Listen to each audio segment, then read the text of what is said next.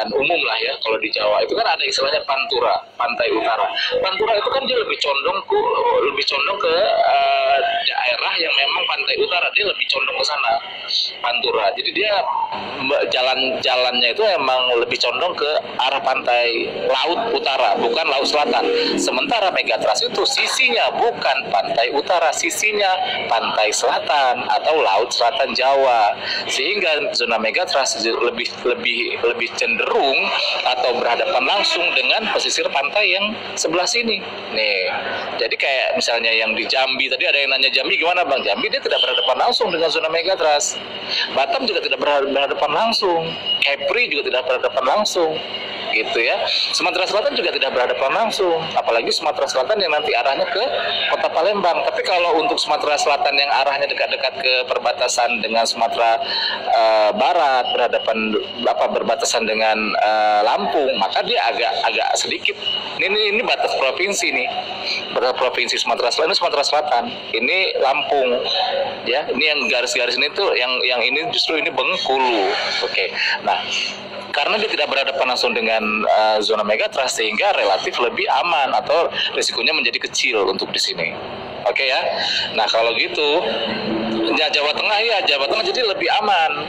Gitu, Jawa Tengah bukan lebih aman, relatif lebih aman atau risikonya lebih kecil. Kenapa? Bukan Jawa Tengah, Semarang yang relatif lebih kecil, karena Semarang itu letaknya di kawasan pantai utara, ya kan? Lautnya itu beda, bukan laut selatan Jawa. Oke ya. Riau juga sama, Riau juga dia beda sisi, bukan sisi yang warna kuning, bukan sisi yang berhadapan langsung dengan zona Megatrust. Gitu. Oke ya, itu basic yang harus kita pahami. Termasuk juga Medan juga sisinya berbeda, bukan sisi yang berhadapan dengan Megatrust. Medan itu posisinya di sini nih, lebih ke sisi Belawan. Sisi Belawan ke sebelah sini, yang di sini sisinya sisi Mandailing Natal, terus si Bolga, terus sisinya sisi sini ya, untuk yang di Sumatera Utara gitu. Oke. Nah, kita bahas yang di Padang dulu ya. Oke. Padang itu kan masuk ke Sumatera Barat ya. Nih. Kita cari kota Padang. Karena kalau kita lihat secara pakai peta, ini kita pakai peta dulu ya. Kita lihat di Padang itu di mana sih sebenarnya. Nah, Padang itu memang dia agak ke, ini kelihatan di tulisan Padangnya ya. Kelihatan nggak? Saya zoom sedikit ya. Nih, ini tulisannya Padang. Oke ya. Ini untuk yang di Padang nih, yang tadi nanya ya. Untuk teman-teman yang lain harap sabar dulu, apalagi untuk yang di Bandung. Gue tinggal di Padang. Oke, yang di Padang standby dulu, maksudnya masuk ke live. Bang, keren banget penjelasannya, izin follow ya Bang. Oh ya, silakan di follow ya untuk yang mau follow, karena saya juga ini udah sebulan kali saya live terus, dan saya menjelaskannya dengan bahasa sesederhana mungkin lah, supaya teman-teman mudah pahamnya. Kita nggak pakai bahasa-bahasa yang rumit, bahasa-bahasa geologis, karena untuk memudahkan kita tahu ya, sama-sama kenal Megatrust ini apa. Semakin kita kenal Megatrust, kita semakin tenang, karena semakin kita nggak kenal Megatrust justru membuat kita semakin panik ya. Oke, monggo di follow ya, silakan di follow buat yang ingin follow, karena ketika saya nanti live teman-teman akan dapat notifikasinya. Kita kembali ke Padang di sini ya. Nah, jadi kalau kita lihat Padang sekilas, Padang memang di pinggir pantai. Mari kita lihat peta sebaran zona Megatrust. Nah, jadi pemerintah Indonesia melalui Pusgen, Pusat Gempa, itu mengeluarkan satu peta, dia menggambarkan segmen-segmen Megatrust. Jadi Megatrust itu memang dia memanjang dari ujung Sumatera sampai ke Lampung. Terus ternyata nyambung lagi dari Selat Sunda, memanjang lagi sampai ke NTT, sampai ke Meri.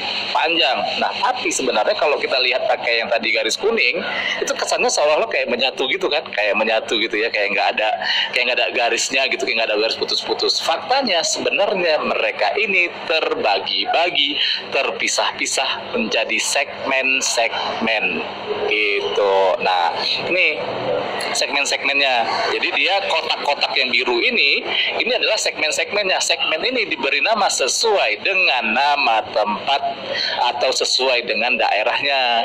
Contoh misalnya namanya ini segmen Enggano ini kan. Nah, di sini tuh ada Pulau Enggano. Nih yang kecil ini namanya Pulau Enggano. Jadi nanti disebut dengan segmen Megatrust Enggano gitu ya. Nah, begitu juga untuk yang di atasnya. Nah, ternyata kita kembali ke Padang tadi ya. Nih. Padang itu tuh jadi Sumatera Utara itu punya dua segmen. Sumatera Barat itu punya dua segmen. Ini ini Enggano, ini Megatrust Mentawai Pagai namanya. Oke, Mentawai Pagai. Di atasnya lagi namanya Megatrust Mentawai Siberut. Oke, nah yang jadi yang jadi perbincangan kita sekarang ini adalah Megatrust yang ini yang membuat heboh seluruh Indonesia lah sebulan yang lalu ya, teman-teman pada ingat lah ya. Yang bikin heboh tuh segmen yang ini sama segmen yang Mentawai Siberut. Jadi Mentawai Siberut di bawahnya ada segmen Mentawai Pagai, tapi memang menurut para ahli segmen-segmen ini itu sudah melepaskan energi. Jadi gini teman-teman, karena ini adalah tempat pertemuan dua lempeng tadi, mereka kan saling mendorong tuh. Nah, saling mendorong itu karena setiap tahun terdorongnya sekitar 5 cm, 6 cm, 7 cm setiap tahun. Jadi dorongannya itu tuh dia menyimpan energi. Nah, energi kecilnya dia keluarkan dalam bentuk gempa-gempa kecil. Jadi mereka tuh tepian antar dua lempeng itu, mereka itu saling menyesuaikan, saling beradaptasi gitu loh. Jadi kalau memang mereka nanti kemudian udah terlalu tegang di tepian dua segmen di dua lempeng itu, dia akan melepaskan energi yang kita khawatirkan kalau pelepasan energinya dalam skala besar. Itu makanya menurut para ahli, kalau pelepasan energinya dalam skala besar, mereka menyebutnya Megatrust gitu ya. Jadi pelepasan energi yang terjadi pada lempeng dalam skala yang besar, dan apalagi lempeng tersebut lebih condong secara mekanis geraknya menuju ke atas, artinya menuju ke wilayah yang lebih dangkal, itu berpengaruh atau daya rusaknya cukup besar gitu. Oke ya, semoga paham ya. Mungkin kepanjangan bahasanya, tapi nanti bisa dicerna pelan-pelan lah. Saya akan ulangi lagi nanti supaya teman-teman yang penting paham dulu secara basic apa esensi dari Megatrust itu. Nah, kita kembali ke Padang. Ada Megatrust Mentawai Siberut. Lokasinya di sini. Kita zoom di sini. Oke, dan ini segmen ini bersisian letaknya dengan Kota Padang. Kota Padang tuh di sini letaknya. Ada kita lihat. Nih. Di Kota Padang. Ini tadi segmen yang tadi itu ini. Ya, segmen yang tadi itu yang ini.